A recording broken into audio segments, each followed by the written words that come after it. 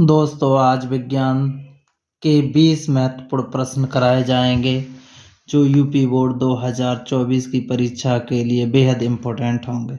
देखते हैं पहला प्रश्न।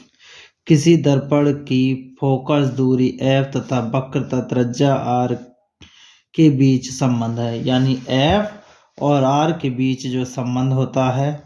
पहला ऑप्शन है f बराबर r होता है क्या, f बराबर r+2 होता है, या f बराबर r/2 होता है, या f बराबर 2r होता है।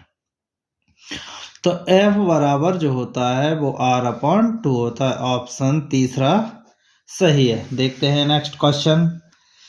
किसी दर्पण में वस्तु का प्रतिबिंब सदैव वस्तु से छोटा, सीधा व काल्पनिक बनता है, वह दर्पण है। इसमें यह पूछा गया है कि कोई दर्पण है, उसका प्रतिबिंब वस्तु से छोटा होना चाहिए, सीधा होना चाहिए और काल्पनिक। यहाँ काल्पनिक का अर्थ है आभासी होना चाहिए। कैसा होना चाहिए? आभासी होना चाहिए। इसका पहला ऑप्शन है समतल दर्पण, दूसरा है उत्तल दर्पण, तीसरा है अवतल दर्पण, या चौथा है इनमें से भी नहीं, यानी इनमें से कोई भी नहीं, इनमें किसी में भी नहीं, यानी इन तीनों में से कोई भी नहीं होगा। दोबारा देखें प्रश्न संख्या दूसरे, दोबारा देखें। किसी दर्पण में वस्तु का प्रतिबिंब सदैव वस्तु से छोटा, सीधा व काल्पनिक बनता है, वह दर्पण है। समतल दर्पण, उत्तल दर्पण, अवतल दर्पण, किसी में भी नहीं, यानी इन तीनों दर्पणों में से इसका कोई भी नहीं होगा। तो इसका आंसर होता है उत्तल दर्पण। कौन सा दर्पण होता है?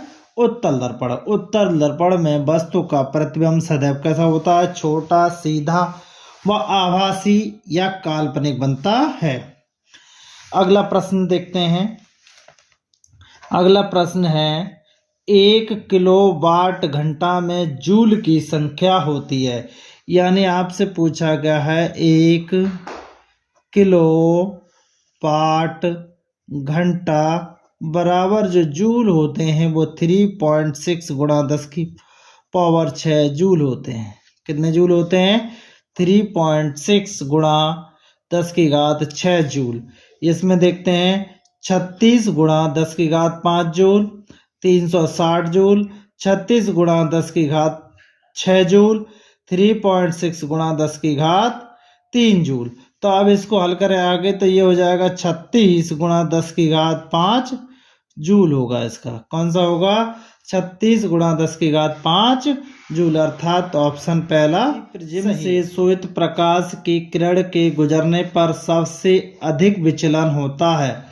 सबसे अधिक विचलन लाल रंग में होता है, पीले रंग में होता है, हरे रंग में होता है, या बैंगनी रंग में होता है। सबसे अधिक विचलन जो होता है वो बैंगनी रंग में होता है। किस रंग में होता है? बैंगनी रंग में।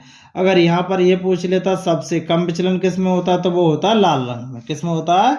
लाल रंग में। यहाँ पूछा सबसे अधिक विचलन किस में होता है तो वो किस में होगा? बैंगनी रंग में। किस रंग में होता है?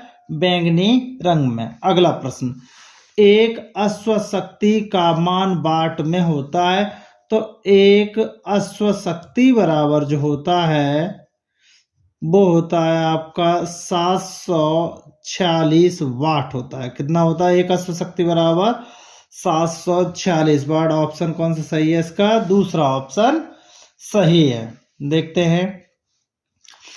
ताप बढ़ाने पर किसी चालक का प्रतिरोध होता है, अपरिवर्तित रहता है, बढ़ता है, घटता है, कभी बढ़ता है, कभी घटता है। किसी चालक तार का प्रतिरोध बढ़ाने पर हमेशा ताप बढ़ाने पर प्रतिरोध कैसा होता है? बढ़ता है। ऑप्शन कौन सा सही है इसका? ऑप्शन दूसरा सही है, प्रतिरोध बढ़ता है। देखते हैं नेक्स्ट क्वेश्चन। यदि फाई बराबर चुंबकीय फ्लक्स, बी बराबर चुंबकीय क्षेत्र की तीव्रता, ए अनुप्रस्थ परिच्छेद का क्षेत्रफल हो, तो इनके बीच का सही संबंध है। एक सूत्र होता है फाई बराबर वी ए। चुंबकीय फ्लक्स जो होता है वो होता है फाई बराबर बी ए होता है। तो यहाँ से देखो फाई बराबर बी अपॉन ए, ये नहीं है। ए बराबर बी इंटू फाई, ये भी नहीं है। बी बराबर ए इंटू फाई, ये भी नहीं है।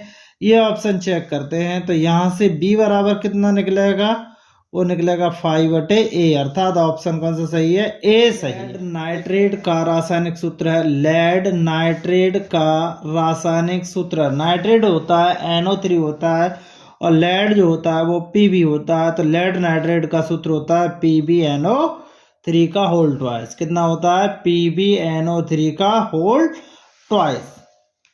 देखते हैं नेक्स्ट।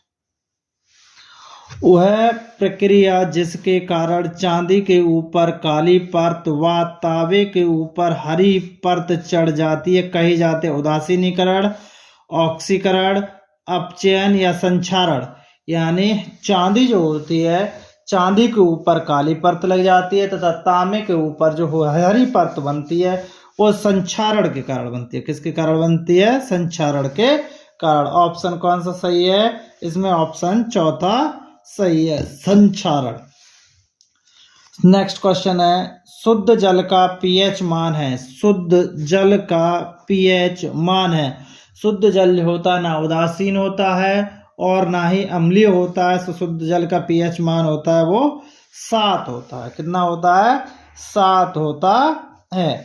अधातु है, निम्न में से अधातु है पोटेशियम, फ्लोरीन, एल्यूमिनियम, सोडियम।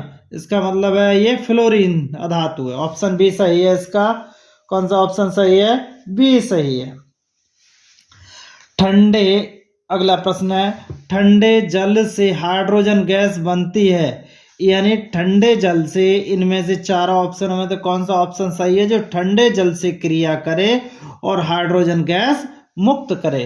लोहा नहीं, कॉपर नहीं, सोडियम सही है, कार्बन नहीं हो, क्योंकि सोडियम इसका आंसर सही है। उसका कारण है वैद्युत रासायनिक श्रेणी में सोडियम जो है ऊपर की तरफ होता है, इसलिए सोडियम इन सभी में अधिक क्रियाशील है। यह ठंडे जल से क्रिया करके हाइड्रोजन गैस विस्थापित करता है।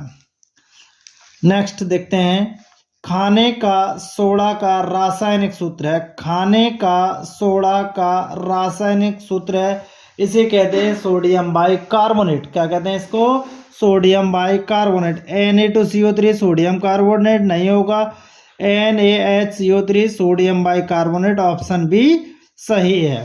कौन सा ऑप्शन सही है, बी सही है। नेक्स्ट देखते हैं, निम्न में से कौन सी धातु अम्ल से हाइड्रोजन विस्थापित नहीं करती हैं, Fe, Zn, कॉपर, मैग्नीशियम। इसका आंसर है कॉपर। इसका आंसर क्या है, कॉपर है। कौन सा आंसर है, कॉपर है, क्योंकि कॉपर होता है वैद्युत रासायनिक श्रेणी में हाइड्रोजन से नीचे है, इसलिए यह अम्ल से हाइड्रोजन गैस विस्थापित नहीं कर पाती है, इसलिए कॉपर है इसका। मेंडल ने अपना प्रयोग निम्न में से किस पौधे पर किया था, मटर पर, चना पर, गुड़हल पर, राइजोपस पर। तो जो ग्रेगर जॉन मेंडल थे उन्होंने अपना प्रयोग जो किया था वो मटर के पौधों पर किया था। इसका ऑप्शन कौन सा सही है, इसका पहला ऑप्शन सही है।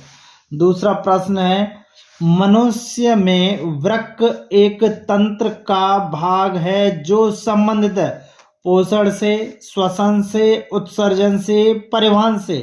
इसका संबंध जो होता है वृक्क का जो तंत्र का एक भाग है उसका संबंध होता है और उत्सर्जन से, यानी ऑप्शन इसका कौन सा सही है, तीसरा ऑप्शन सही है। देखते हैं अगला क्वेश्चन,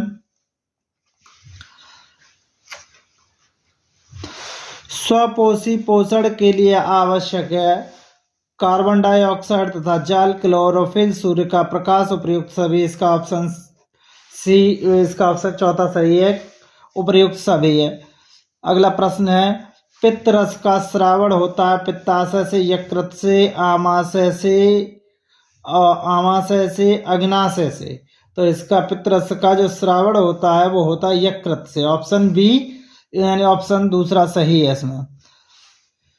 पादप में जाइलम उत्तरदायी हुए, पादप में जाइलम उत्तरदायी है जल के वहन हेतु, भोजन के वहन हेतु, अमीनो अम्ल के वहन हेतु, ऑक्सीजन के वहन हेतु।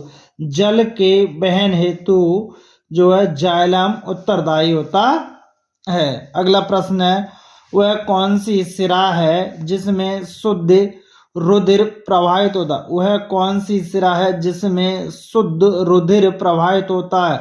पल्मोनरी शिरा, ग्रीवा शिरा, पोर्टल शिरा, पश्च महाशिरा यानी पल्मोनरी शिरा। इसका ऑप्शन ए सही है। दोस्तों अगर वीडियो पसंद आई हो तो लाइक कीजिए, सब्सक्राइब कीजिए तथा अपने दोस्तों में शेयर कीजिएगा। मिलते हैं आपसे नेक्स्ट वीडियो में, और बेल आइकन ज़रूर दबाएं जिससे आने वाली वीडियो का लिंक सबसे पहले आपके पास पहुंचे। धन्यवाद आप सभी का।